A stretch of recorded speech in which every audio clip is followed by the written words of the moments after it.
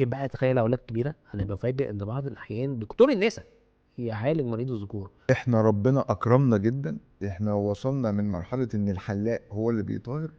احنا خلاص عدينا المرحلة دي ان بقى في الدكتور هو اللي بيطهر. طب ما دام آلة في عليها كلام ليه نستخدمها اصلا؟ فدي لا طبعا، هي خلاص اتحرمت في قصة الطهارة. ابو ريش طبعا هي اكبر سنتر لجراحة الاطفال في القاهرة او للاطفال عموما، كل ما يخص الطب. وشايف ان انا يا جماعة انا ما ينفعش امشي في الشارع مع الناس، انا لازم يعملوا لي حارة لوحدي خلاص. المشكله كانت حزينه جدا، لان هو جالي اب وام جايين بيقولوا لي يا دكتور احنا رحنا لحد مش متخصص وعمل طهاره بالدايسيرمي، للاسف الشديد العضو اتحول الى فحم. الناس بتتضايق ساعات من الزحمه، من فترات الانتظار في، بس كل الامكانيات اللي جوه والله مش موجوده في اي مستشفى تانية بره. يمكن كتير مش عارف، انا نفسي شخصيا كنت عايز جراحه بصر. لقيت ان في عالم محدش يعرف عنه حاجه، فهي لا نيابه تقيله جدا، بس صعب قوي ما تحبهاش، لازم تحبها. لسه مولود، ولد ده جالي وهو عنده 4 سنين مع باباه، يا دكتور عايز يسلم على صدري. انا كدكتور ذكوره لما اسمع ان الطفل، الراجل اللي قدامي بياخد منه الهيستوري بتاع المرض، انه عامل وهو صغير عمليه فتح قربي، انا بخاف بترعب. ازيكم؟ يمكن وحشتني والله قعدة رجاله. ومش انا بس، يعني كتير قوي من المرضى لما بيجوا يدوروني في العياده او في كومنتاتكم، فين قعدة رجاله يا دكتور عمر، فين قعدة رجاله؟ يمكن قلت كفايه صراحه نتكلم عن الذكوره ستاند الون كده، وخلينا ناخدها ببعد اعمق شويه. مفهوم الراجل من بدايته وهو صغير لغايه ما يكبر، مفهوم كل حاجه تخص الراجل. أه حاولت ان انا حابب اخليها قعده رجاله بجد. يمكن هنبدا النهارده حلقه بعنوان راجل من يومه. ليه؟ لان انا لو هتكلم عن الراجل مش عايزه يجيلي كمريض، عايزين نلحقه من هو لسه صغير. للاسف بنشوف حكاوي وحواديت بتزعل الواحد قوي. هحاول النهارده ما اتكلمش كتير بس يعني خليني احكي لكم كام قصه بزعلوني. يمكن اول واحد حبيبي لما شاف حلقه الخصيه راحت، كان تقريبا تاني حلقه من حلقات قعده رجاله، عمل فحص لنفسه. بص، لا ايه ده فعلا الكلام اللي الدكتور عمر بيقولوه، ايه ده فين الخصيه؟ وجي يكشف. لما جالي ونورني وكشفت عليه، زعلت قوي. بالفحص فعلا الخصين مش موجودين في كيس الصفن، وبالفحص والفحوصات اللي احنا عملناها لقيناهم موجودين لسه في البطن، عنده خصيه معلقه على الجانبين. الموضوع ده حزنني ليه؟ في بقى مشاعر مختلطه وتفكير كتير. آه ليه ما اكتشفتهاش ده واحنا صغيرين؟ يمكن الحلقه دي فعلا هتكون مخصصه لكل اب وام، لكل يعني هنقول ايه جروبات الماميز والبابيز، ضروري جدا تبقى يحتفظوا بيها. لان ليه عملنا في الولد كده؟ الولد جاي لي 25 سنه، غالبا كل الاختيارات اللي قدامي اختيارات حزينه. هننزل الخصيه، لكن انا متوقع وانا بنزلها ان اول احتمال ان هي تكون ضمرت، وان الخلايا الام للاسف الشديد راحت وفرص الانجاب هتقل. الناحيه التانية، طيب انا خايف كمان ان يكون في ريسك فور كانسر، بقالها 25 سنه قاعده جوه في حراره عاليه، فيعني خايف من ريسك اوف كانسر. ويمكن ساعتها نجاحي كدكتور اللي انا ممكن هشيلها خالص. طبعا العيان هيقول لي يا نهار ابيض انا جاي لك علشان انزلها، تيجي تقول لي هعمل استئصال؟ هيبقى صعب شرح الموضوع ده، ويمكن هيكون حله بالاساس في التوعيه، وده اللي احنا عايزين نعمله النهارده. يمكن برضو معلش انا قلت مش هرغي، بس يعني الحواديت بتيجي في دماغي. القصه التانية كانت برضو واحد حبيبي، لا ده فعلا بعزه جدا جدا، كان برضو شاف في حلقه تقريبا الخصيه راحت و... وهو كان جاله التواء في الخصيه. آه فهو جالي بعد ما عمل الالتواء وشال الخصيه، وجاي عشان يطمن على نفسه. هو الحمد لله الخصيه التانية عنده لسه موجوده وتم تثبيتها وكل حاجه زي الفل. فقلت له ما تقلقش، والدنيا خلاص طالما في مصنع، نص مصنع شغال، انت كويس وزي الفل مفيش اي مشكله. لكن قال لي كلمه رعبتني وخلتني فعلا احط ايدي على قلبي. قال لي وانا صغير يا دكتور على الخصيه اليمين كان عندي فتاء، قالوا لي وانا صغير طبعا هو مش فاكر يعني، قالوا لي انا كان عندي فتاء على الخصيه اليمين وعملنا له عمليه. هنا الاول كنت بطمنه، لا هنا دلوقتي بدات اقلق شويه، ويمكن قلت له طيب بص خلينا نعمل تحليل السائل المنوي ونشوف. وانا ايدي على قلبي. ليه ايدي على قلبي؟ لان للاسف الشديد زي ما كان متوقع لقينا في انعدام حيوات منويه. لقينا ان رغم الخصيه اليمين موجوده الا ان هو مفيش حيوات منويه في السائل المنوي.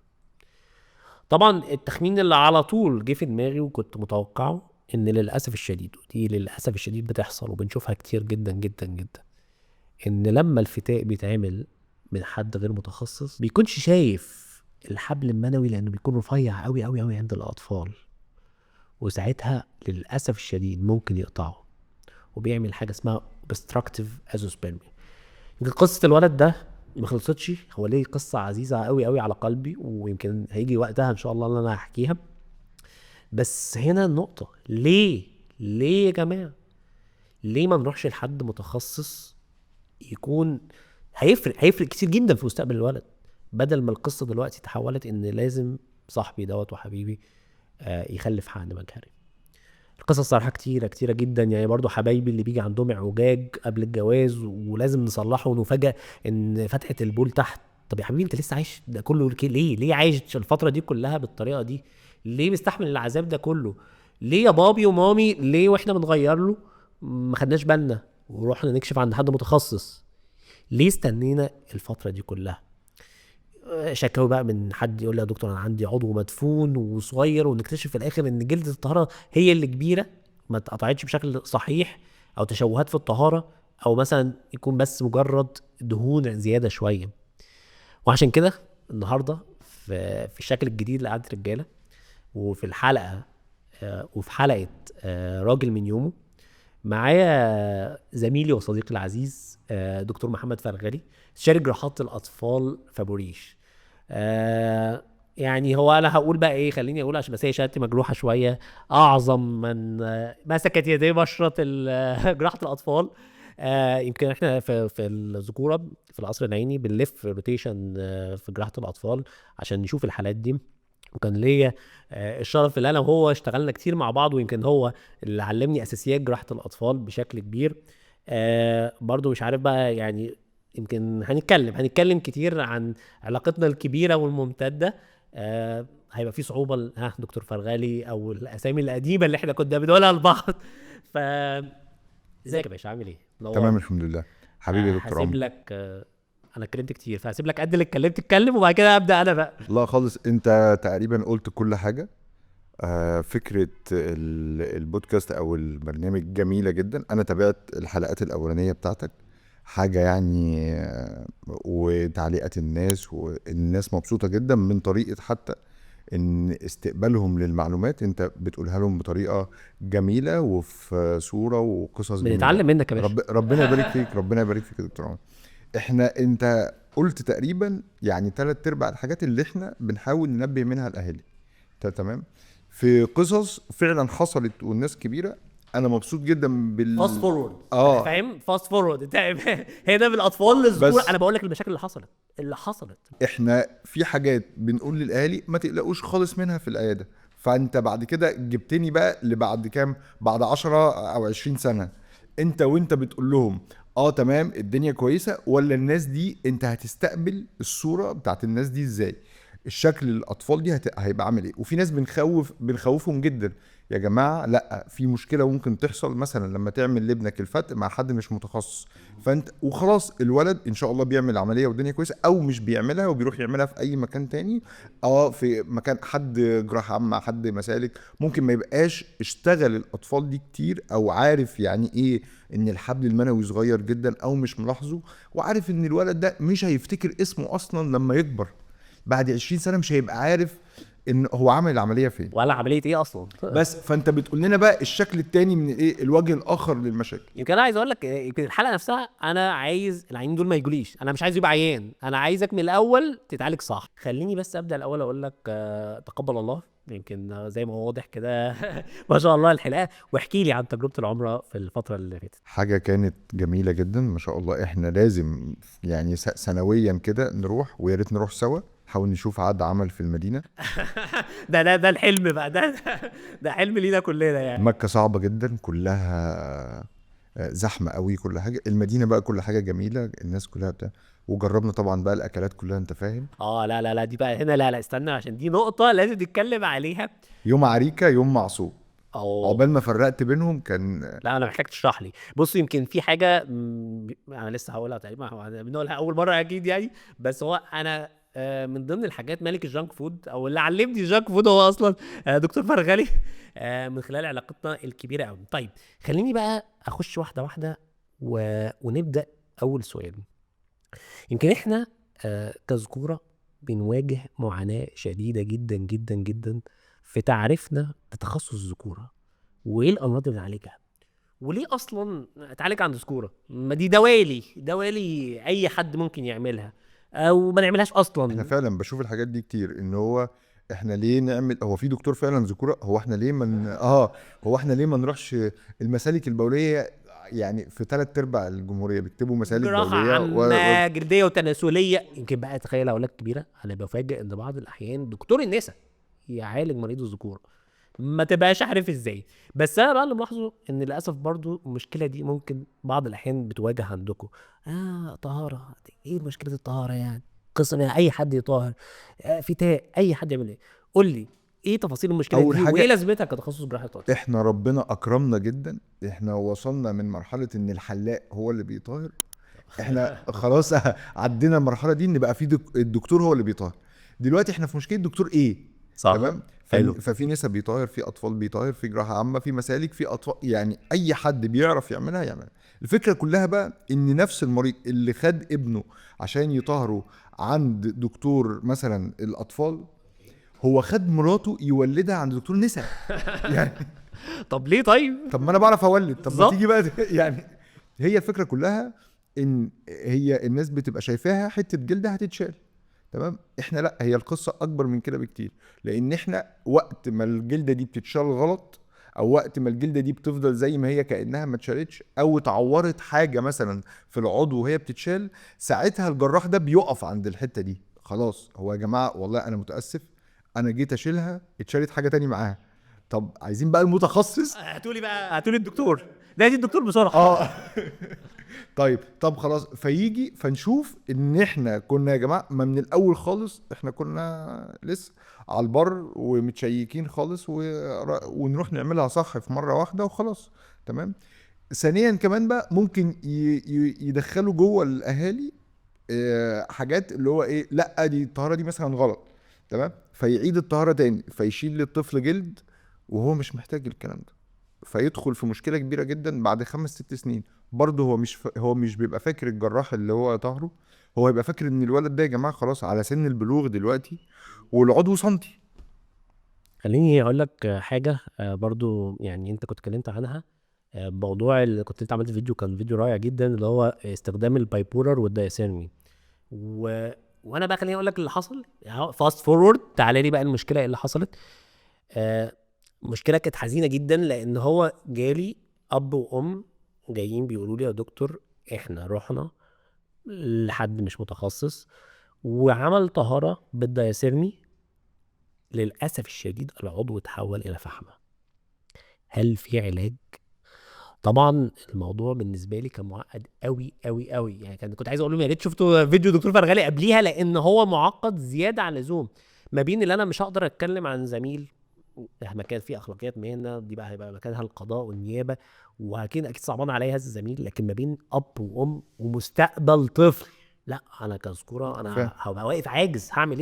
هعمل ايه؟ احنا طب ما من الاول. احنا بنقابل القصه دي تقريبا 2 أو 3 مرات اسبوعيا، لان ابو الريش هو سنتر كبير جدا، كل الجمهوريه بتحول عليه لما خلاص كل حاجه تقف. فاحنا اسبوعيا بنشوف كارثتين او 3 من الكوارث دي. الفكره كلها ان فعلا التعويض صعب جدا. احنا بالمستقبل بقول لك اهو مستحيل. طبعا ممكن نريكونستراكت طول العضو، نحط دهون، نعمل، انت بعد كده هتروح عامل الدعامه. خلق ربنا مش هيرجع. تمام، هي يعني الصورة لازم تبقى واضحة في أذهان الناس. احنا الخلق بالشكل المعين ده هنقرب الوظيفة جدا للشكل، وإن شاء الله يمارس حياته طبيعية.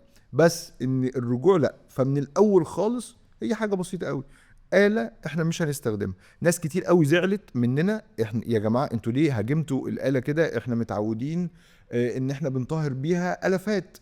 حصلت مرتين يا جماعه مرتين او 3 ايه، هي كفايه مره يعني المره دي بالنسبه للطفل واهله هي كل حاجه. بس احنا يعني فهو لا، طب ده انا نتائجي كويسه. طب انا مادام انا دلوقتي مش عارف الاله دي هتتحط في ايد مين، في ايد اللي هيعرف يستخدمها والبريكوشنز وكل الحاجات دي هيبقى عارف بيها، ولا في ايد واحد شافها بتستخدم وقال لك دي سهله فناخدها نستخدمها؟ طب ما دام آلة في عليها كلام ليه نستخدمها اصلا؟ فدي لا طبعا، هي خلاص اتحرمت في قصه الطهاره. طيب لا احنا لسه هنتكلم عن الموضوع ده بالتفصيل، بس يمكن بقى احنا قلنا كلمه مهمه اللي هي ابو ريش. انا طبعا عندي معزه قويه لابو ريش والقصر العيني، فهبقى اتكلم انا عننا في الذكوره كقصر عيني، بس انا عايز اتكلم عن ابو ريش. ابو ريش طبعا هي اكبر سنتر لجراحه الاطفال في القاهره، او للاطفال عموما كل ما يخص الطفل. بمعنى ان احنا لو خدنا ابننا رحنا بيه القصر العيني هيقولوا له احنا عدي الشارع مستشفى ابو ريش، ادخل، الافات لازم بتدخل وبتتعالج كل يوم. خبرات الناس اللي جوه خبرات قويه جدا.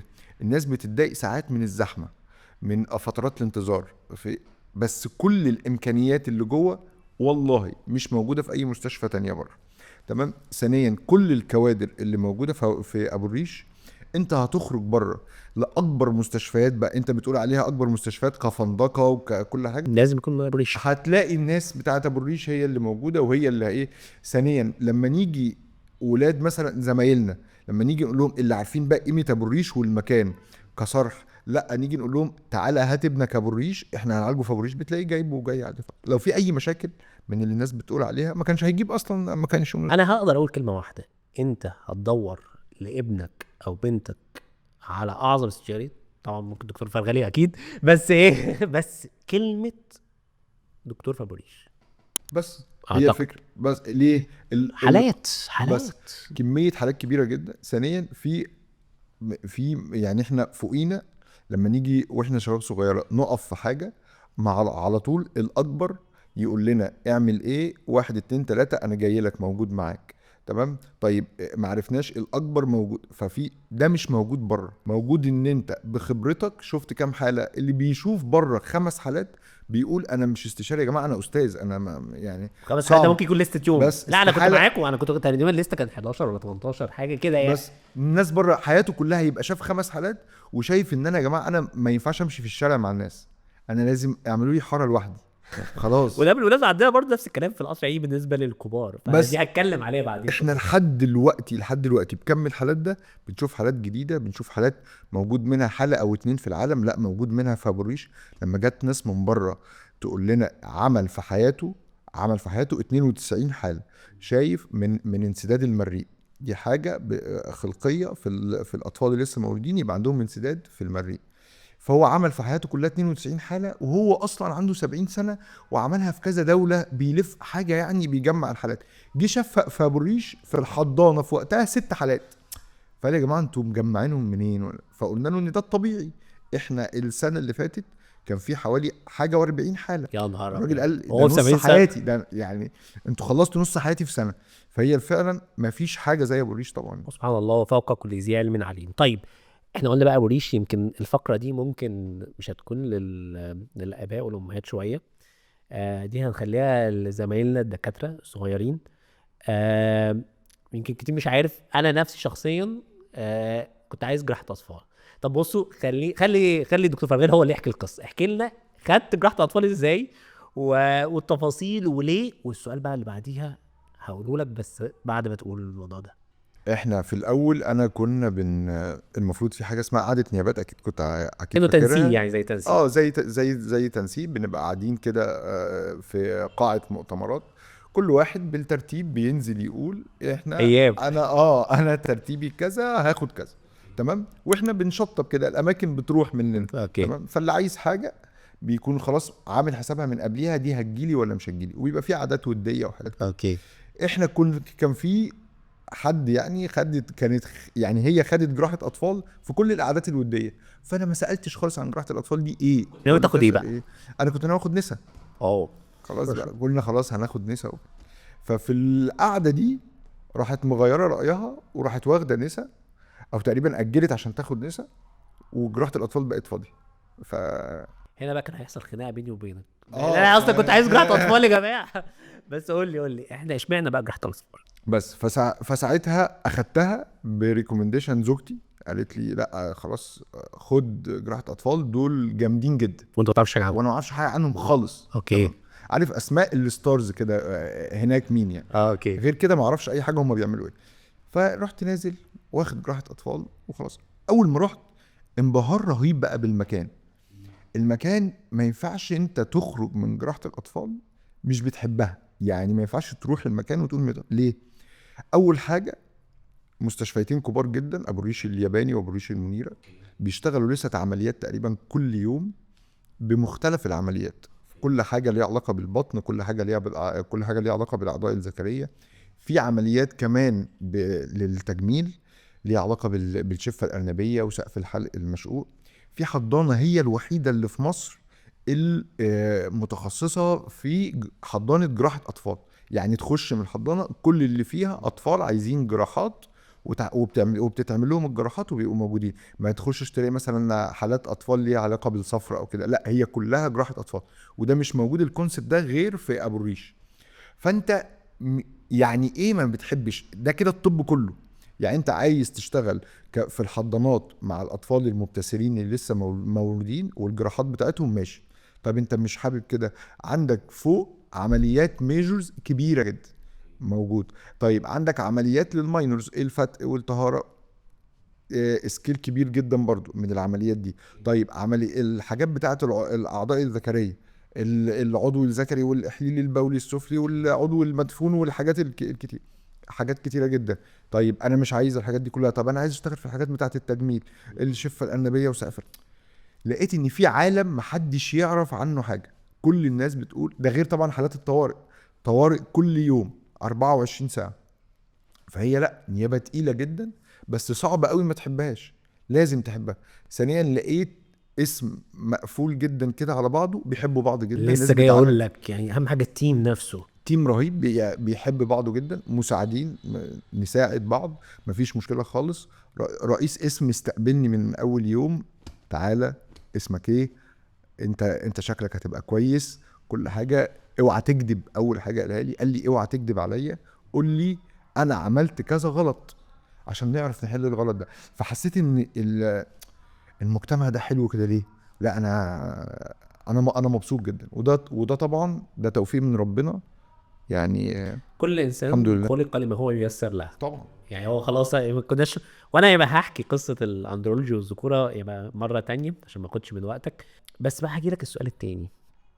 احنا زي ما اتفقنا الفقره دي اكتر لزمايلنا الامتياز وناويين يخشوا ياخدوا النيابات او كده. انت قلت الجزء الاولاني اللي هو اخد جراحه الاطفال ليه. طيب السؤال بقى التاني وده يمكن مهم جدا، ما اخدش جراحه الاطفال ليه؟ او ايه الصعوبات اللي بتواجهني؟ معلش على قطعتك، بس خليني عايز اوضح لك السؤال التاني. كتير قوي بيسأل السؤال ده لحد في ليفل نايب، يعني مثلا الامتياز يسأل النايب، النايب مش واخد الفول بيكتشر كاملة. انت بقى دلوقتي بعد ما بقيت استشاري، خلاص عدينا النايب والمدرس ولا كل الكلام ده وبقينا مدرسين واستشاريين، اخد جراحة الاطفال ليه وما حلو، اخدهاش ليه؟ احنا قلنا ناخدها ليه؟ عشان التنوع اللي فيها حاجه كبيره جدا، وشغل المناظير بقى وشغل الليزر، حاجات كتير قوي. واعتقد كمان يعني أنا لما كنت بفكر فيها فرص السفر برضه يمكن فرص جميله جدا، التخصص وفكره لا فعلا زي ما انت قلت الشغل الحاجات دي كلها. لكن بقى العيوب اللي دايما اللي هتاخد عليها، طب ما في ناس كتير ممكن تشتغلها. طب العيوب اول حاجه هي نيابه تقيله جدا. لما انا اقول لك ان انت عندك لستة عمليات كل يوم، عندك عياده كل يوم، عندك طوارئ كل يوم، فانا خلاص انت هتبيع حياتك، هتروح تركز جدا عشان انت هتطلع انسان تاني في تفكيرك في معاملتك في كل حاجه. يبقى انت دي اول حاجه، هي نيابه ما تنفعش تصنف على انها نيابه اطفال، يعني اللي هو ده انا ما خدتش جراحه عامه، ده انا خدت اطفال. لا، هي نيابه تقيله جدا. تمام، ده اول حاجه. وتاني حاجه هو تداخل التخصصات، بمعنى ان انت دلوقتي عندك الفتق القربي مثلا، بتاع الجراحه العامه عايز بيعمله، وبتاع المسالك البوليه عايز يعمله فانت بتحس ان انت لا يا جماعه، ما انتوا عندكم حاجات تانية ممكن تعملوها، ليه عايزين تعملوا السن ده او الولاد دي؟ فانت بتحس ان في تداخلات كتيره قوي. اوكي. تمام، احنا بلغتنا في هبش كتير قوي من المهنه. تمام، امم وده بيحصل عندك كتير قلنا. فهي دي الفكره، دي تاني حاجه. ثانيا في صوره السفر، الكومبيتيشن دلوقتي بقت عاليه. ليه؟ لان دلوقتي الحاجات هناك بتوصل اكتر. يعني مثلا في انجلترا بتلاقي المستشفى فيها 3-4 استشاريين للجراحة العامة. اوكي. تمام، عشان عدد الحالات اكتر. بتاعت الجراحه العامه. بتاعت الجراحة العامة فيها استشاري جراحة اطفال واحد. بس رغم كده يعني يمكن احنا في ابو ريش لسه عارفين لسه اكسل لسه ده هو غالبا هيأكسبت على على طول. طول على طول. ليه؟ عشان التريننج بتاعك كويس، فانت بتتاخد على طول. تمام، فدي الحاجات اللي انا طبعا يعني بايظ لجراحة الاطفال. يعني خلاص دلوقتي حد هياخد نيابه، ياخد ما ياخدش؟ ياخد طبعا. ياخد بس يحذر من ايه؟ يحذر من اول حاجه، هو مش ما يحطش نفسه تحت طائله الوقت. يعني سيب نفسك للتريننج واحده واحده براحتك، هتتعلم، هتطلع كده كده متعلم، مفيش.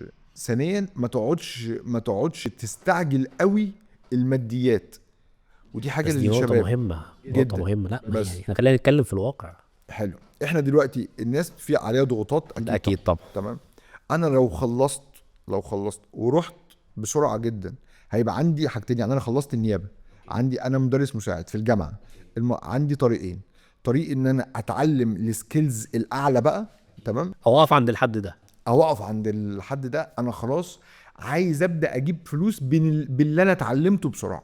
تمام، ده طبعا في حاجه، يعني ما نقدرش نقول صح قوي غلط قوي، بس لازم تدي لنفسك فرصه ان انت توصل لايه، للحاجات الاعلى.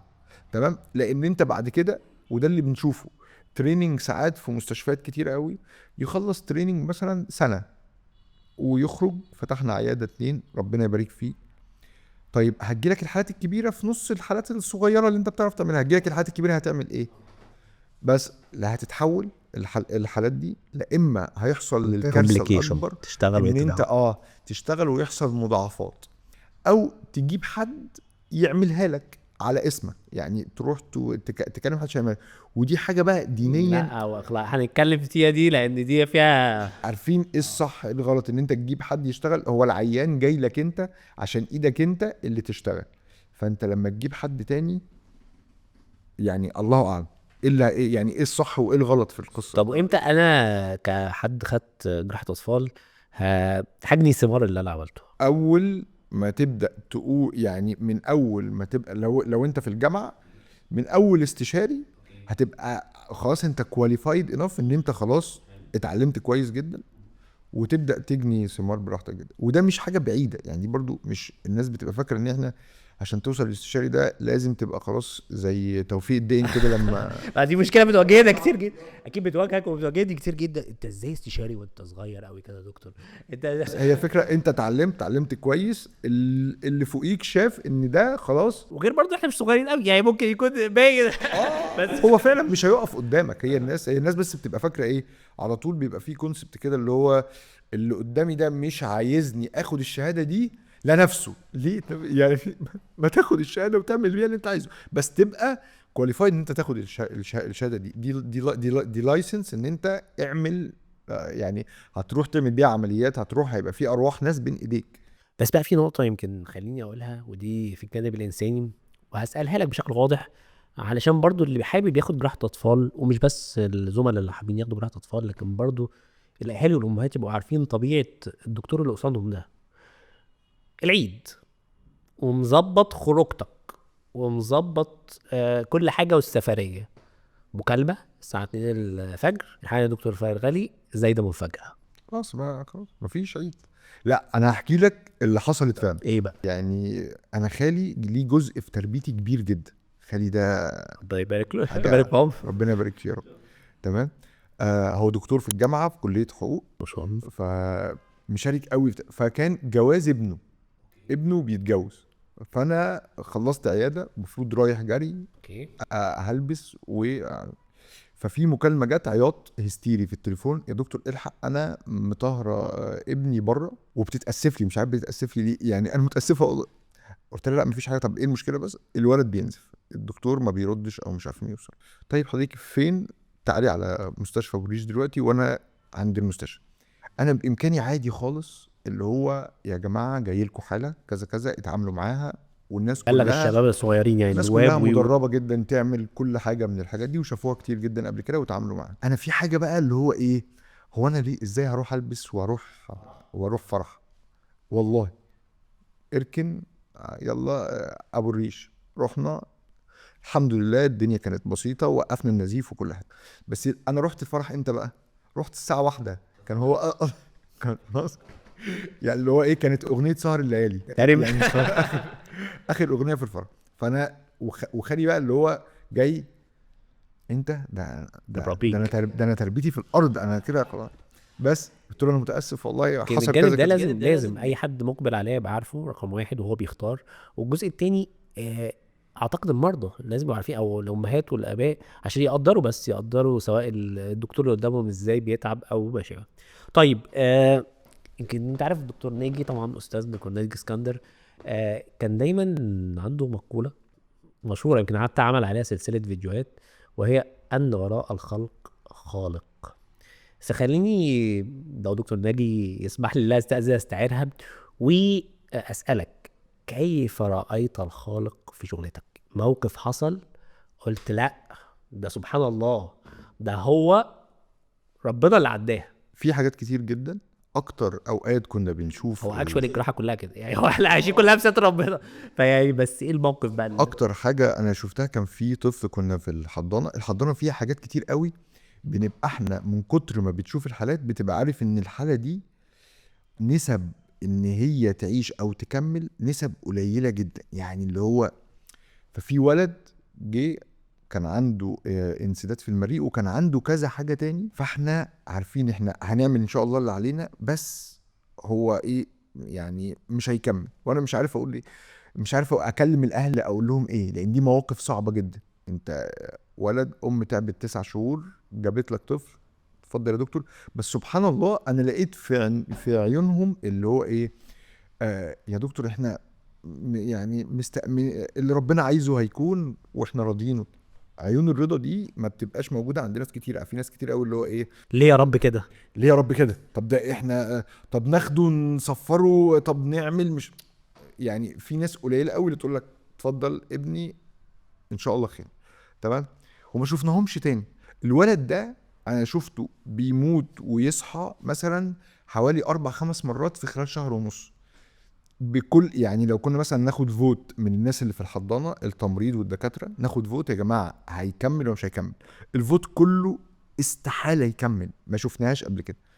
بالظبط يوم نصحى الصبح الولد ده علاماته الحيويه بتتحسن جدا، بيخرج من الجهاز التنفس الصناعي، بنعرف نوين او نفطمه منه. الولد بيكمل. يا جماعه ده هو ربنا عايز حاجه، تمام نكمل احنا معاه ويدخل تاني في تسمم دم مثلا، يروح نازل تاني. استحاله يا جماعه هيكمل، استحاله يكمل. تقريبا في خلال 12 ساعه من واحنا بنقول استحاله بتلاقي على طول ده يا جماعه. لا هو الولد ده جالي وهو عنده 4 سنين.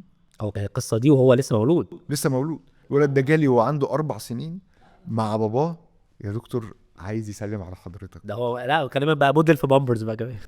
يعني ايه ده احنا للدرجه دي؟ ففعلا وراء الخلق خالق مفيش سبحان الله يعني. فعلا في حاجات كده. هو طبعا ده لا ينفي طبعا ان هو اكيد ما شاء الله كواليتي توب اتقدمت له، بس هو في حاجات هو ربنا، هو ربنا. طبعا. طيب خلينا بقى نتكلم بقى شويه عن اللي بدأنا بيه الحلقه. يمكن اللي فات ده كان تسخين شويه. احكي لي ايه القصه، انا ليه يجي لي حد عنده 25 سنه لغايه دلوقتي عنده خصيه معلقه وما عالجهاش؟ ليه يا جماعه؟ تعمل ايه؟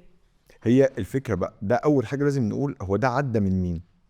عدى من كذا حد. عدى من دكتور النساء اللي بيولدوا، عدى من تاني حاجه دكتور الاطفال اللي استلموا. تمام، ده العامل الاكبر. عشان كده بنقول للدكاتره زمايلنا ان انت على طول تصدق انا كانت اجابتي هتقول عدى من الاب والام، بس يعني كويس، النقطه دي مهمه جدا. خلاص لسه الام على ترابيزه العمليات ولسه الاب بره مستني الولد. اوكي. في 2 شافوه. عدى من التمريض، لان في تمريض شطار جدا من خبرتهم في المكان ده، او خبرتهم في استقبال الاطفال. حكيمه، انت عارف طبعا، ده يا نهار ابيض، ده ممكن مستشفى تبني على الحكيمه اصلا. فهم ادي عدى كمان من ده. عدى على الدكتور اللي لو اللي عمل له الطهاره. عشان كده بنقول الفحص اللي ساعه الطهاره مهم جدا. عدى على الاب والام. فاحنا ما ينفعش نقول اول حاجه ان يا جماعه هو ابوه وامه فين. لا، هو في 4 اشخاص تانيين ممكن كانوا يلقطوا المشكله دي. لو لقطوها هيعملوا ايه بقى؟ ايه المفروض يحصل؟ اول حاجه احنا ده عندنا الخصيتين. احنا لازم نفحص المنطقه كلها، سواء في فتق قربي ولا لا، في قيله مائيه او ميه على الخصيه ولا لا، سواء في خصيه معلقه على ناحيه واحده ولا ناحيتين، وهل في مشاكل في العضو ولا لا. المشاكل في الاعوجاج، مشاكل في فتحه البول في مكانها ولا لا. يبقى دي الحاجات اللي احنا ممكن نفحص. طيب انا لقيت عنده خصيه معلقه، اول حاجه هريأشور الاهل، نهديهم، لان هم مش بيبقوا فاهمين الاول احنا يعني ايه ابني خصيته مش موجوده. تمام، بنفهمهم ان هي ممكن تكون في البطن او ممكن تكون في القناه القربيه، وان احنا بنستنى عليها لحد سن 6 شهور، ممكن تنزل لوحدها. لان الانسان اكيد انت عارف طبعا بيبقى عنده في وقتين، وقت عندنا ووقت عندكم. التستوستيرون بيزيد او هرمون الذكوره بيزيد عند البلوغ، وفي اول يعني 3 4 شهور بعد كريتيكال الولاده. مومنت، كريتيكال جدا، مهمه جدا. ممكن ده يخلي الخصيه تنزل لوحدها تحت. يمكن ده على فكره هيخليني في كذا حاجه. احنا فتحت دماغي دلوقتي، محتاجين حلقه تانية من راجل من يومه، بس بقى زميل في الاطفال، قمه في الاهميه اللي احنا لازم، سواء هنتكلم بقى عن النقطه اللي احنا اتكلمنا فيها، وفي نقط تانية خاصه بحجم العضو خاصه بالكريتيكال مومنت دي، خاصه بالوقت اللي هو اول شهر شهرين. معلش قطعتك، كمل. ده الأولاني. فاحنا اول حاجه هنقول لهم ان احنا ممكن تنزل لوحدها، ما هي ده مفيش مشاكل. وتاني فحص لينا بيبقى على سن 3 شهور او 6 شهور. عن سن 6 شهور بناخد قرار. الخصيه لو نزلت خلاص تحت، الف مبروك، يلا عايزين ايه؟ عيش حياتك زي ما انت، لكن اي حاجه. الولد بقى زي الفل ما شاء الله. طيب الخصيه لسه مش موجوده، لو موجوده في القناه القربيه بننزلها. تمام. الفكره برضو في طريقه نزولها وصعوبه النزول، مع ان احنا بنتعامل مع ستراكشرز خفيفه جدا وصغيره جدا. هنتعامل معاها ازاي؟ تمام. وعشان كده بنقول ما تتعملش على اي حد، لازم انا حد لسه كنت اسالك، أطفال. ودي حاجه هتبقى بقى عايزين نعملها فاست فورورد كده، تيكي تاكا مع بعض. هو انت بعد ما تنزلها، يعني هسال سؤال المفروض انا اللي اجاوب عليه، بس بعد ما تنزلها هو هيبقى طبيعي؟ بالذات في الخلفه هيبقى ولد زي اي ولد وراجل زي راجل؟ ان شاء الله. احنا لما بننزلها في سن بدري، احنا قطعنا عنها قصه ان يبقى في حراره زياده، سواء في المنطقه القلبيه او سواء في البطن. فاحنا ان شاء الله ما يكونش حصل لا ضمور. وطبعا لازم نتلافى قصه السرطانات او الاورام، ودي اورام خطيره جدا. تمام. فاحنا لما ننزلها في سن بدري طبعا كويس جدا، وان شاء ان شاء الله تكمل في وتبقى سن كويس. بدري وبطريقه صح. طبعا في سن بدري وبطريقه صح. انت راجل من يومك، مفيش اي مشكله، مفيش اي خطوره. ايوه فعلا يا جماعه، بيجي لي كتير جدا جدا، اجي اخد الهيستوري بتاعه وانا مريض، هو بيشتكي من حاجه تانية خالص، يقول لي انا كنت عامل وانا صغير قالوا لي ان انا عامل خصيه معلقه، بس هو الحمد لله بيشتكي من حاجه تانية خالص، يعني ممكن بيشتكي ما اثرتش عليه باي شكل من الاشكال. في حالات كتير جدا بتعدي. طبعا في حالات تانية بيبقى، عشان بس الموضوع يبقى علمي شويه، ممكن يكون اندستندد او خصيه معلقه بسبب جينيتك عامل مشكله تانية خاصه بالخلفه، بس ده مش الايشو الاساسي. الايشو الاساسي هي نزلت، الحراره كويسه، الدنيا كويسه، الخلايا الام لسه محافظين عليها، انت راجل من يومك ومش هتحتاج دكتور ذكور. انا بقول لك انا مش عايز المريض يجي لي.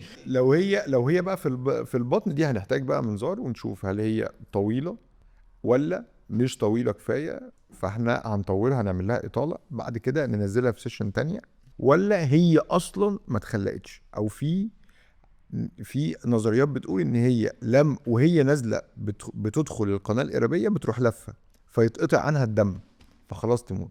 فاحنا وساعتها لازم نصور فيديو للاهل، ابنك ما تقعدش بقى نعمل له بقى رنين، نروح نعمل بقى 50 سونار في 50 حته، لا طبعا هو خلاص احنا معانا الصوره للمنظار، فيديو جوه بطن ابنك ان الخصيه مش موجوده، كفايه لف بيه. طيب ساعتها ان شاء الله في خصيه تانية وان شاء الله يتجوز ويخلف ويبقى زي الفل. اوكي طيب هنخش للمريض التاني اللي كنت حكيت عليه في الاول.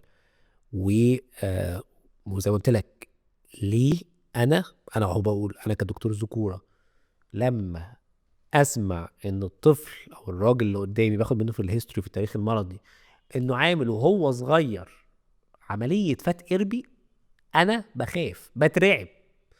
فاحكي لي اول حاجه الفت، واحكي لي العمليه والحاجات دي خلاص احنا اتكلمنا عنها كتير، بس احكي لي بالذات انت بتعمل ايه. ويمكن ده احنا لاحظناه جدا لما احنا كنا في الروتيشن عندكم في جراحه الاطفال، ازاي ناخد بالنا الوعاء المقدس، الوعاء اللي بيحمل الحيوانات المنويه.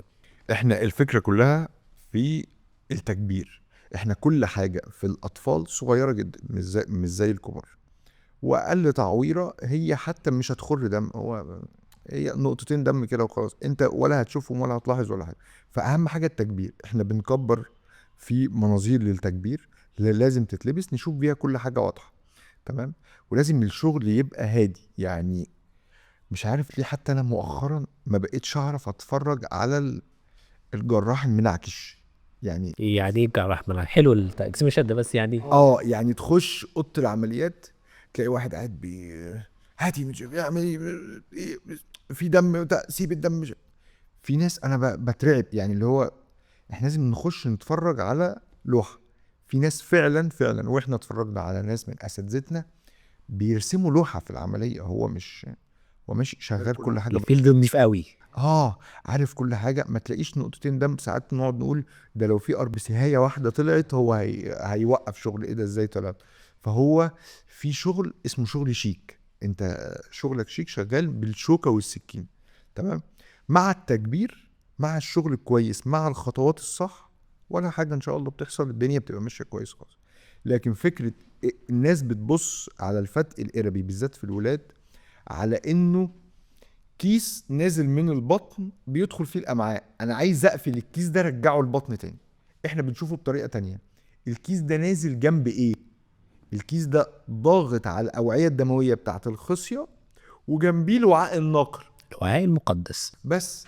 وكمان مشكله الجراحين الاجريسيف ان هم فاهم 100% ان اهل العيان دول مش هيلاحظوا، مش هيعرفوا حاجه اصلا. هو مليون في المية هيعرفوا ده. بس هما بعد كام سنة الولد هيكبر ولو عنده خصية تاني أصلا كويسة ولا حاجة وهيتجوز ويخلف وكل حاجة، بس في حتة اتدمرت محدش هيلومه عليها فشغال أجريسيف، هو مش شايف في دماغه غير الفتق، عايزين نقفل اللي حصل الفتق. بالمناسبه في القصه بالظبط لا يا جماعه ريل ستوري 100%، وسبحان الله هي حصلت بس كده عشان هو اكتشفها، عشان حصل له التواء في الخصيه السليمه. غير كده لو هو ما كانش حصل في الخصيه السليمه التواء بقى احنا كويسين وخلاص. فلا الشغل بطريقة احترافية وتبقى واخد بالأسباب في كل حاجة مهم جدا طبعا. يمكن في حته تانية حابب ازودها لك برضو، فكره دي بقى ممكن تكون موجهه للاهل، ما نستناش عليه لغايه ما يتخنق طبعا في انفلاميشن عليه. لان انا للاسف برضو موضوع قطع الوعاء النقل ده للاسف، رغم ان زي ما انت قلت هو طبعا في السن الكبير بيبقى واضح وضوح الشمس صراحه،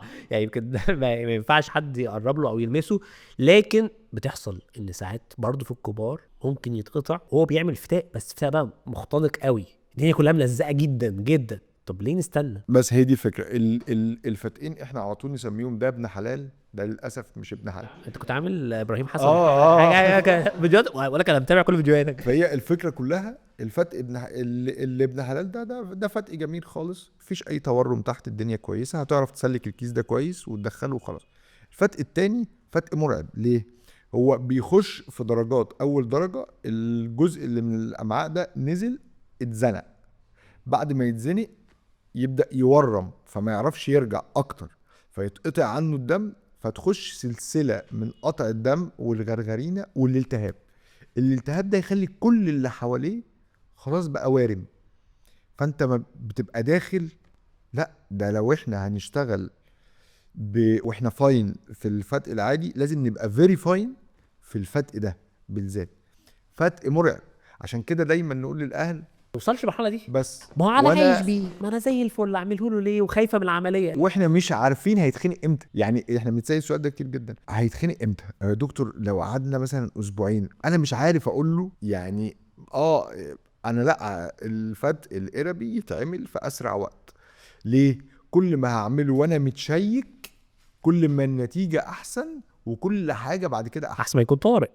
طوارئ طوارئ دي خلاص احنا ولا بنختار حاجه ولا بنختار دكتور ولا بنختار مستشفى. اي دكتور، اي مستشفى، اي دكتور تخدير، يلا دي انقاذ لحياه الطفل. طيب نخش بقى على القصه الثالثه، قصه حبايبي المرضى اللي عندهم اعوجاج. طبعا هو بيجي لي في بقى بعد البلوغ او قبل الجواز او حتى بعد الجواز، ودي زي ما اتفقنا مرض خلقي موجود عند ناس كتير فعلا. من اكتر الناس اللي بيستفادوا من عمليات اصلاح الاعوجاج المرضى الاعوجاج، اكتر ناس بيستفادوا من عمليه الاصلاح، لان هو فعلا بيفور اند افتر هو حاجه تانية. لكن اني اتفاجئ ان مريض الاعوجاج عنده احليل سفلي او فتحه البول من تحت، او زي طائره الملائكه، او وان هو مطنشها، او ان هو مش واخد باله منها، او الاب مش واخد. برضه احنا اتكلمنا عن الحته الاولانيه، انت قلت حته حلوه قوي اللي هو مسؤوليه ست. هل هم نفس السته المفروض ياخدوا بالهم؟ طبعا لازم. ليه ما اكتشفهاش؟ ليه ما صلحهاش من بدري؟ امتى يصلحها امتى ما يصلحش؟ لا ده انا هحكي لك يعني قصه لسه الاسبوع اللي فات حقيقيه بعد ما رجعت من العمره على طول. الفكره كلها ايه؟ راجل 40 سنه، حاجه شاب شيك خالص هو جميل. جالك ليه بس؟ ليه بقى؟ هو عايش من صغره البيت متقفل عليه جدا، ما حد، دي اماكن ما ينفعش حد يطلع عليها. من ساعه ما اتولد قالوا له ان انت الملائكه مطهرك، تمام؟ في بلد ما، تمام؟ الملائكه مطهرك. طيب خلاص ماشي، انا الملائكه مطهرك. بعد يعني كبر، هو بيقول لي انا مش عارف القصف بتاعي هيكون ازاي، يعني انا هخلف ازاي، فخايف جدا ياخد خطوه الجواز دي، لا تبقى بس فضيحه. معلش بقى على مقاطعتك، ده حقيقي بالمناسبه، ده ممكن يكون احد الاسباب للميكانيكال كوز للانفيرتيليتي، يكون هو كل حاجه عنده كويسه لكن هو عشان القصف ما بيخشش جوه، فده حقيقي فعلا. فهو شايف ان انا ازاي هبقى عمود، وعايش حياته مكمل كده لحد ما انا عملت لابن يعني من حوالي شهر، عملت لحد من قرايبه او حد ابن زميله في الشغل يعني. فبيقول له تسلم ايد الدكتور والله ده عشان، قال له انت كنت بتاخد اجازه ليه؟ ده انا كان ابني عنده ايه وبتاع. فبيقول له الحمد لله فتحه البول كان موجود مش في مكانها وعنده 6 شهور عملناها. قال له يعني ايه مش موجود؟ هو في حاجه اسمها كده؟ قال له اه في حاجه اسمها كده وده حاجه بتتعالج. ده مش طبيعي ده يا جماعه ولا ايه؟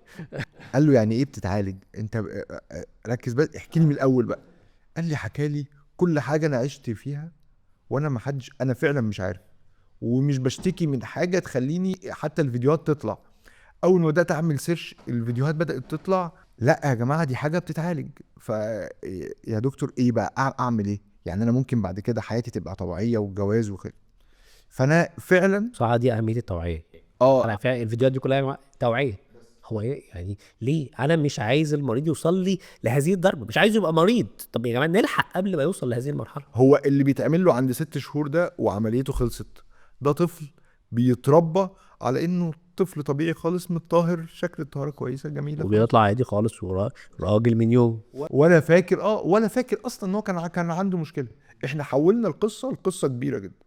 فلا لازم التوعيه للاهل عموما، وحتى بقى بعده ده المفروض التوعيه كمان تبقى للكبار اكتر. يعني عايز اقول لك على حاجه، يمكن دايما عمليه الاعوجاج انا بعتبرها فن ونحت، بس اعتقد لو انا بعتبر الاعوجاج فن ونحت من الناحيه دي، فالاحليل السفلي اعتقد هيكون ده انت احكي لي عن العمليه اكتر. هي اول حاجه الاحليل ايه؟ مرض من 3 حاجات. اول حاجه جلده الطهاره مش كامله، وتاني حاجه فتحه البول عند الطفل ده ما بتبقاش في مكانها، بتبقى تحت، وتالت حاجه بيبقى فيه اعوجاج. الاعوجاج ده درجاته كتير قوي، من اول ما يبقى يعني تلت كده في الجلانز بتاعته او راس العضو تبقى مايله كده عامله كده، لا اما يبقى العضو كله عامل كده، تمام؟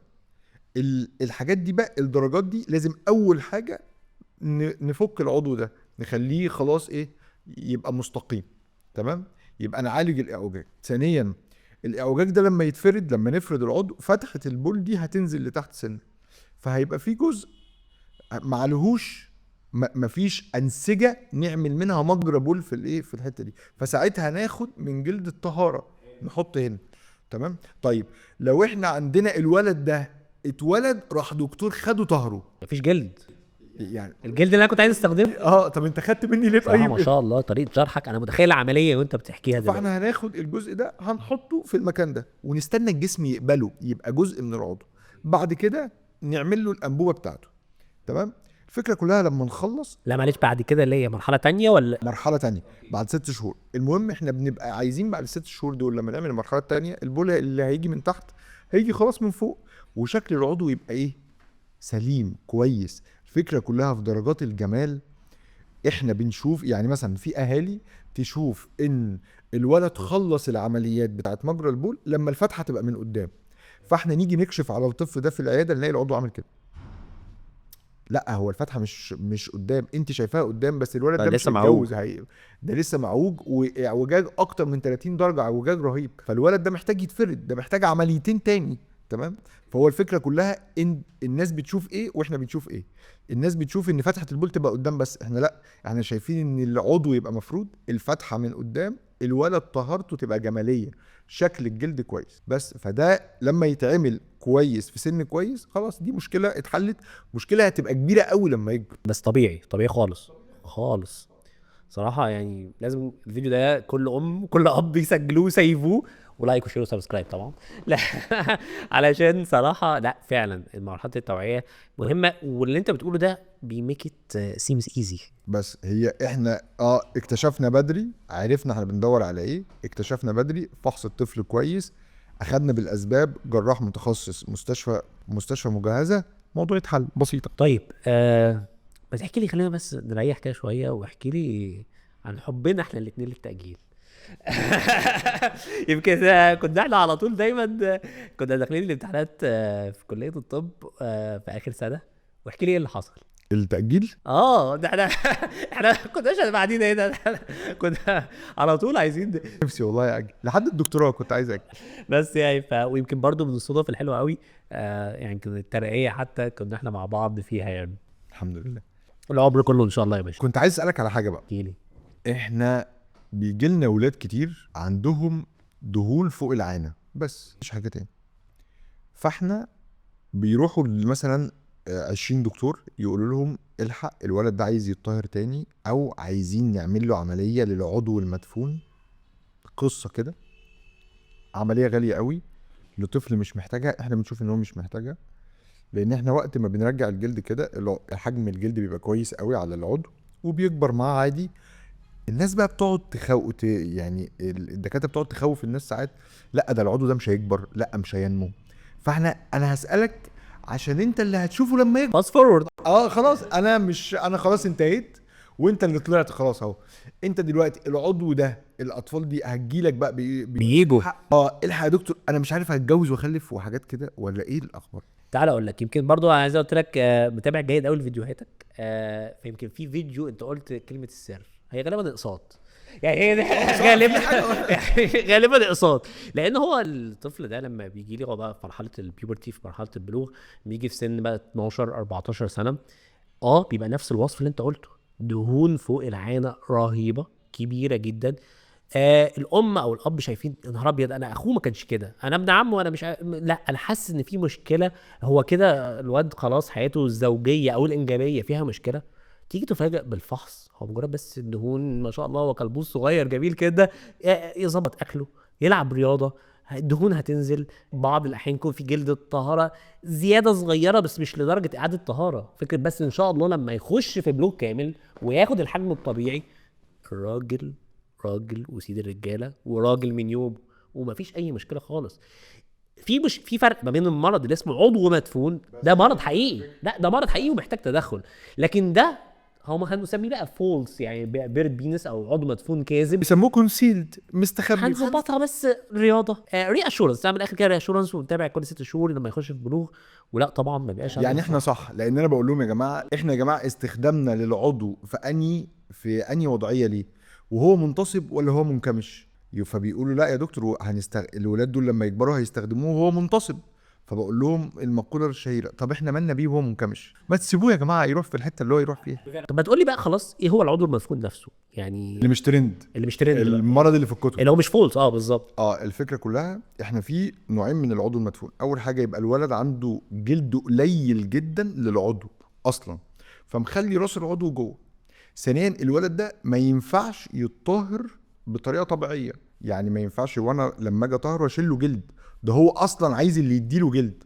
ده نستنى عليه فتره، سنه سنتين ثلاثه، في ولاد ممكن يستنى عليهم لحد 5 سنين يكون بقى عنده جلد كويس عشان هنسيبه له كله. تمام، ونفرد العضو لبره ونسيب له الجلد بتاعه كله، فخلاص ما بقاش مدفون، بنطلعه.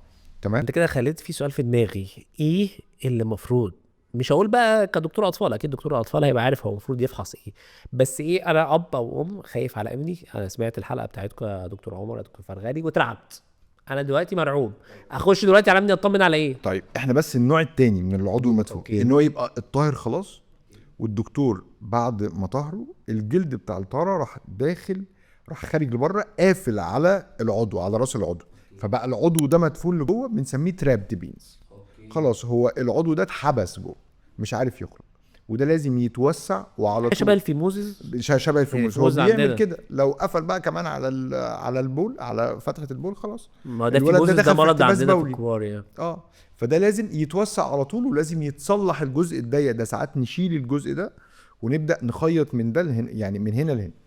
طيب دي حاجه اللي انت كنت بتسال عليه بقى. لو انا قلقان دلوقتي على ابني، اول حاجه احنا وهو بيعمل بيه مثلا، لو الولد كبير شويه 2 و3 سنين، تمام، اتجاه البول بتاعه عامل ايه، كويس ولا لا، بيحزق ولا لا، لان في ولاد يبقى عندهم فتحه البول ضيقه، فيبقى بيعمل البول على ورا، بيطلع البول على فوق. فتحه البول ده المرض ده اسمه ايه بالانجلش؟ ميتال ستينوزس. بيتل ستو. اوكي تمام. أوكي. لما نيجي كانك جبت خرطوم ميه ورحت قافله من قدام، أوكي. تلاقي الميه راحت منعكشه كده. الميه يقول لك الولد ده بيغرق الحيطه وهو بيعمل حمام. تمام. ساعات هو بقى الضيق ده يعمل على طول التهابات في مجرى البول. تمام. فالولاد دول ممكن يدخلوا في مشاكل اكبر، وتبقى العمليه بسيطه قوي، بتتوسع بس الفتحه. يبقى دي حاجه مهمه جدا. وكمان عشان لو في مشكله في الفتحه وهي تحت، او في اخليل بولي او كده. تمام. مشكله الخصيتين، لازم فحص للمكان ده، الامهات تبقى بتشوف الخصيتين. ساعات ولاد يبقى بتطلع وتنزل، تمام، او الخصيه المطاطه. تمام. عادي خالص، خصيه كويسه بنتابعها ما فيهاش حاجه، ولو احتاجت تتثبت في اي وقت واتقلبت بقت خصيه صاعده، ساعتها بنثبتها تحت. تمام. دي حاجه مهمه جدا. المنطقه بتاعت العانه، تمام، زي لسه برضو من اسبوعين الام ابني بقاله شهرين بوجع في بطني، يشاور يقول على بطني من تحت، لحد ما لاحظت ان في كوره تحت فتق وريبريزنتنج بوجع بس. فدي برضو حاجه مهمه جدا، احنا المكان اللي فوق الخصيتين ده عامل ايه. فدي الحاجات البدايات اللي لازم نبقى احنا لقيتيه عارفين روح للدكتور، على طول. روحي بقى للمتخصص. يمكن كان في نقطه حابب احطها، اجيب سيرتها. طبعا هي مش منتشره قوي في مجتمعنا كمجتمع شرقي، واللي احنا اصلا لازم نطهر. بس السؤال ده، ويمكن ده سؤال لو هنمشي فاست فورورد، انا كدكتور الذكوره ازاي ساعات كتير قوي الطهاره بتكون مفيده. يمكن ساعات دي فعلا بتبقى مهمه، لان حلو، احنا بنتسال السؤال ده كتير اصلا. وده انا شايف ان هو يعني انا ممكن ما اطهروش، ماشي، هو في جانب طبعا ديني، احنا ديني بنطير طهاره او دينيه. ثقافي، لكن لا، هو في جانب طبي حقيقي 100%. ايه بقى؟ حقيقي 100%. اول حاجه طبعا كنا اتكلمنا في النص على الفيموزس، بعض الاحيان ممكن كوندي هي نفسها يحصل فيها التهابات، الجلد يحصل فيه التهابات فيخنق، وده بعض الاحيان بيوصل لمراحل خطره جدا، سواء فيموزز او بارافيموز. الجزء الثاني في ارتباط كبير جدا في كتاب كده عندنا ضخم كده اس تي ديز، والشابتر بتاعه ارتباط كبير قوي ما بين عدم الطهاره والعرضه الاكتر للامراض الجنسيه او المنقوله عن طريق عدوى جنسيه الاس تي ديز، او الجزء الثاني على بعض السرطانات. مش معنى ان حد مش متطهر هيحصل له كده، لكن لا احنا اكثر عرضه. يمكن ده بيبقى ليه كتير جدا، ممكن علشان بيبقى فيه سبيجما كتير موجوده متحوشه مش عارفين ننضفها. يمكن برضو من ضمن الحاجات اللي بنلاحظها كتير قوي في عدم الطهاره، هي اللي هي العضو المدفون الخاطئ، اللي هو لا هو مش متطهر، فهو مش شايف العضو ففاكره مدفون، او فاكره ان العضو حجمه صغير، هو بس لا في جلده، زي هو الجلده مخبيه كل حاجه والعضو مدفون جوه او مستخبي جوه الدهون، لكن هو غير كده العضو حجمه كويس ومفيش اي مشكله. يمكن برضو من الحاجات اللي بنشوفها كتير جدا في مشاكل الطهاره، لو الطهاره مش كامله، ويمكن انا خليني عايز اسالك الحته دي ازاي بتتجنبوها، لان احنا ساعات يكون عامل طهاره بس سايب بريدج، البريدج ده بقى عامل مثلا ايه، يجمع سبيجما تحتيه ستيتش يعمل تراك. وساعتها احنا بقى لما بيكون جاي لنا نضطر حاجه بسيطه جدا ان احنا نريليز للساينيكيا دي او للبريدج اللي هو هنا ويمين. هو ده اللي بيحصل ليه؟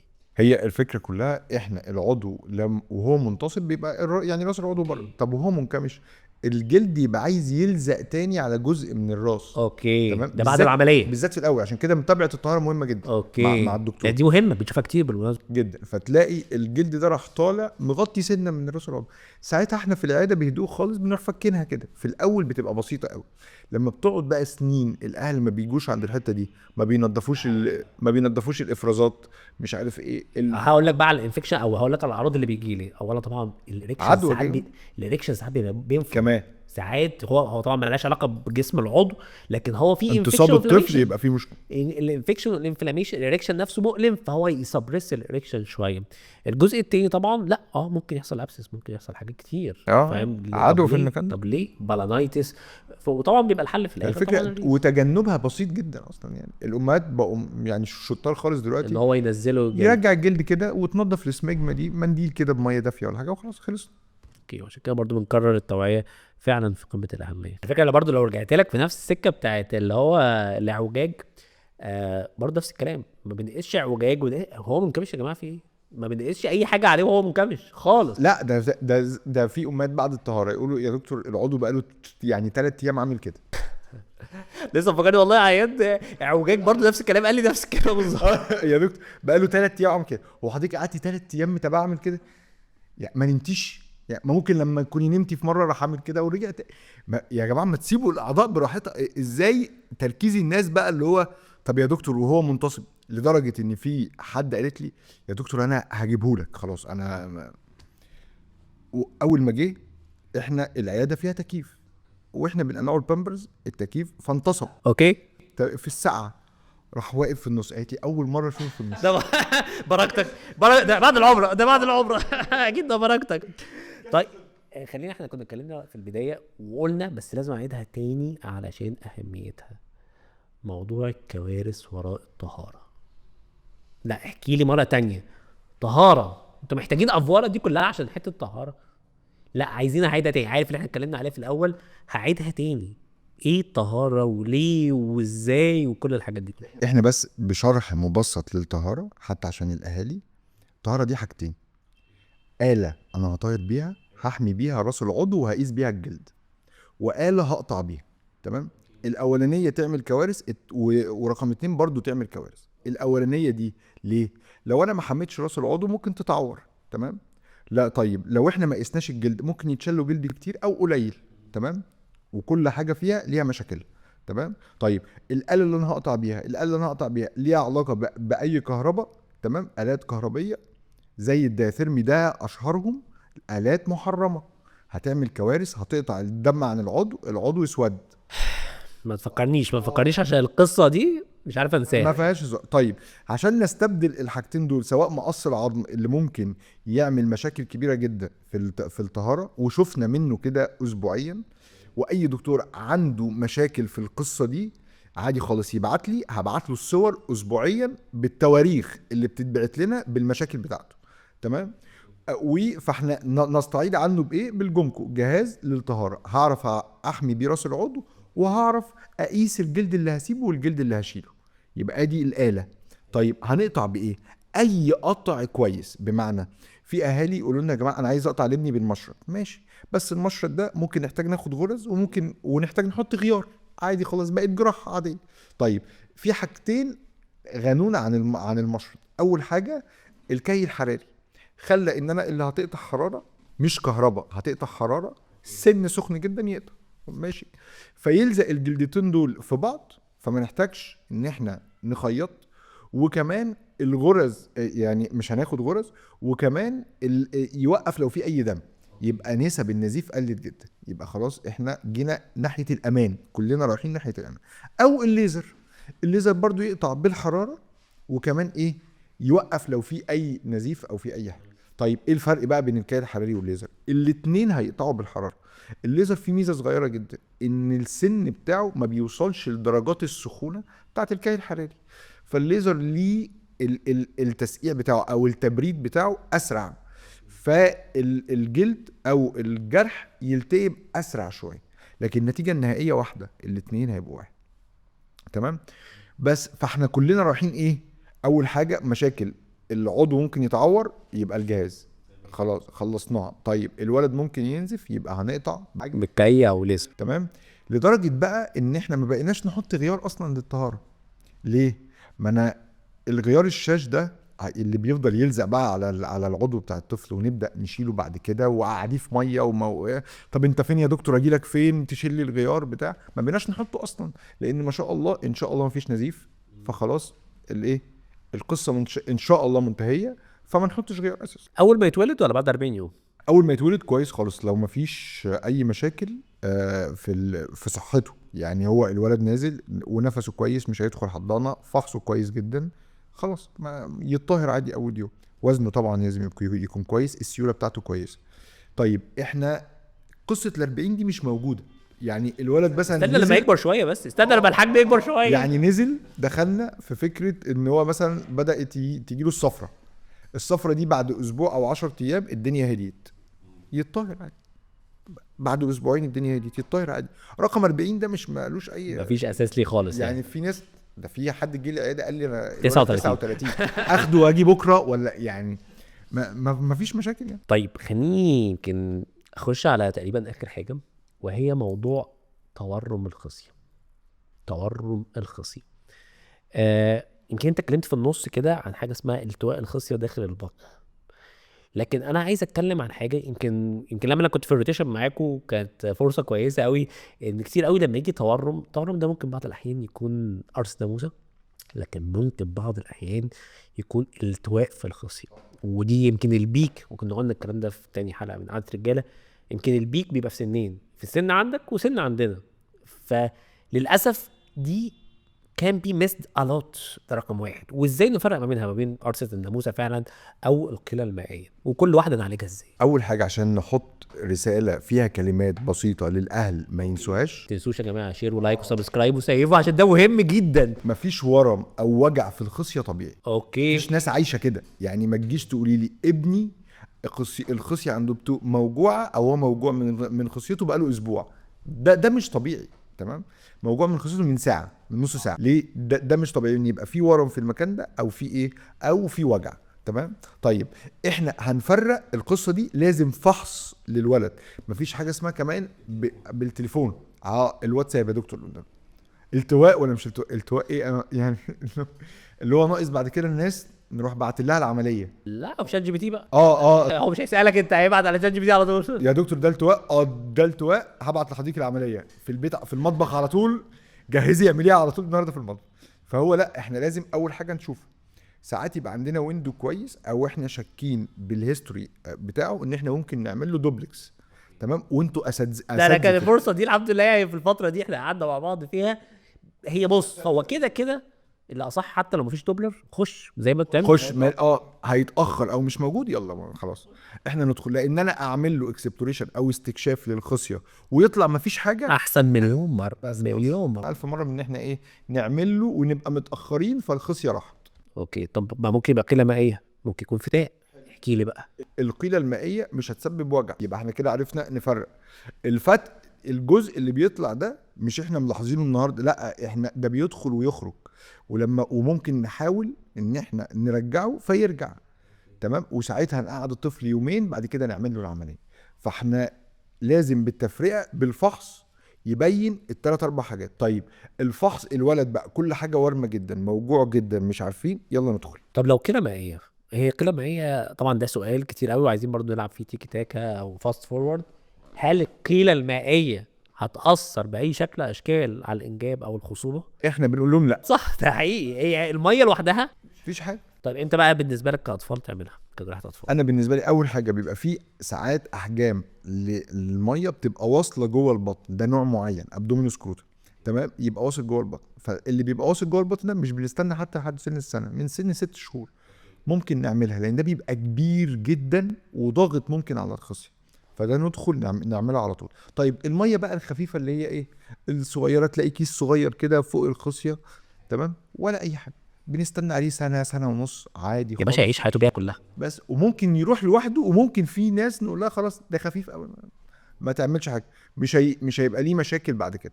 طيب في ناس مضايقاها الشكل، في ناس تبقى ماشي، بس يبقى ماركت، لازم تكون ماركت. والناس تحس ساعات ان اللون مغير، لان الميه ساعات لو وراها دم تدي لون ازرق كده، فتقول لك ايه الزرقان ده يا دكتور، مش عارف، ممكن ساعتها تعمل. ماشي، كوزمتيكلي تجميليا. واحنا مش مستعجلين على اي حاجه، وبراحتك خالص. الولد لما يبقى لو عنده امتحانات يمتحن، لو في براحتكم خالص، ده غير الفتق خالص، تمام. بس فلا الميه الارتفيسيا او الكرة المائيه دي حاجه بسيطه جدا. انا مش عايز اخلص الحلقه، عندك ايه عايز تتكلم في ايه؟ احكي لي. لا ده انت طمنتني والله على قصه العضو المدفون ده ترند ليه بقى. هو اول حاجه العضو داخل لجوه، فدي اسرع عمليه الدكتور يحس بيها بقوته.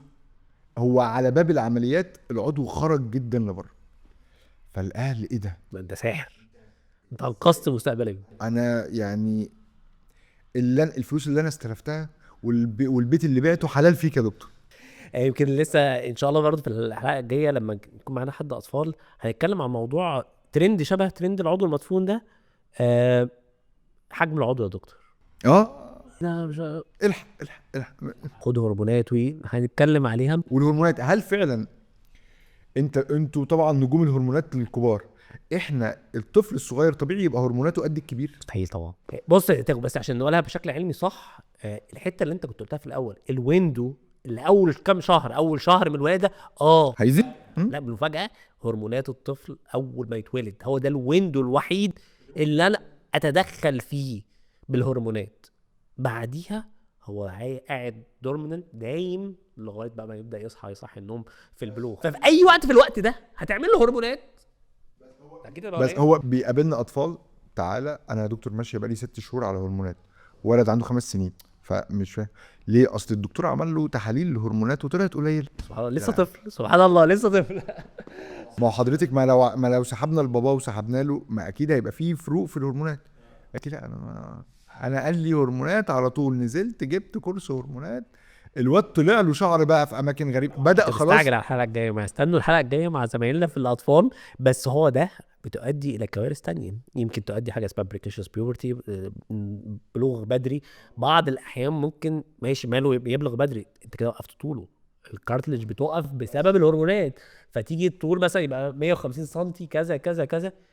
الهرمونات مش لعبه، الهرمونات في حاجات مكتوبه ناخد فيها هرمونات. وفي حاجه اسمها دكتور اطفال غدد صماء، هو درس بس القصص دي، شطار جدا عارفين كل حاجه، يروح يتابع معاه وهو اللي يقول لا صح.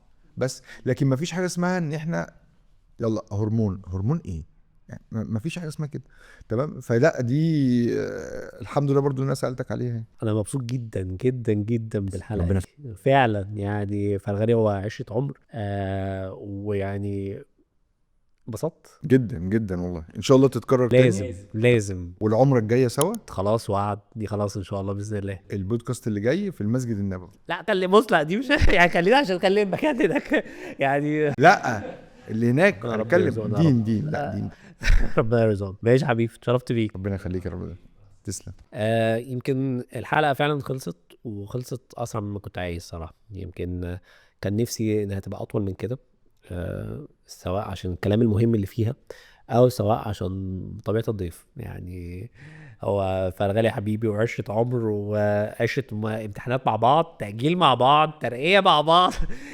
جانك فود يعني ما اتكلمناش عنه دوت، بس يعني ممكن بقى في البودكاست التاني نتكلم عنه، يبقى اكتر عن الحياه بدل من الطب. ضروري بجد بجد، هي ده الفيديو ده معمول بالاساس للتوعيه. انا مش عايز الراجل يجي لي مريض عندي، انا خلاص انا مضحي بالكشف، مضحي ان هو يجي لي مريض عنده مشكله، انا عايزه بالاساس ما يجلوش المشكله. ما يجيش مشكله بان هو يفحص عند الاستشاري المتخصص. يعمل العمليه عند المتخصص لو هو محتاجها، بس زي ما بنقول على طول لازم الجراح الشاطر مش المغرس يعمل العمليه بصح، ياخد القرار صح، هو محتاج اصلا عمليه او مش عمليه. هنكمل في السلسله التوعويه دي واستنوا الحلقات الجايه. اعملوا لايك وشير وسبسكرايب عشان تجيلكوا. بجد لو اي ام او اي اب، انت لازم تسيف الفيديو ده، لازم تسيف الفيديو ده.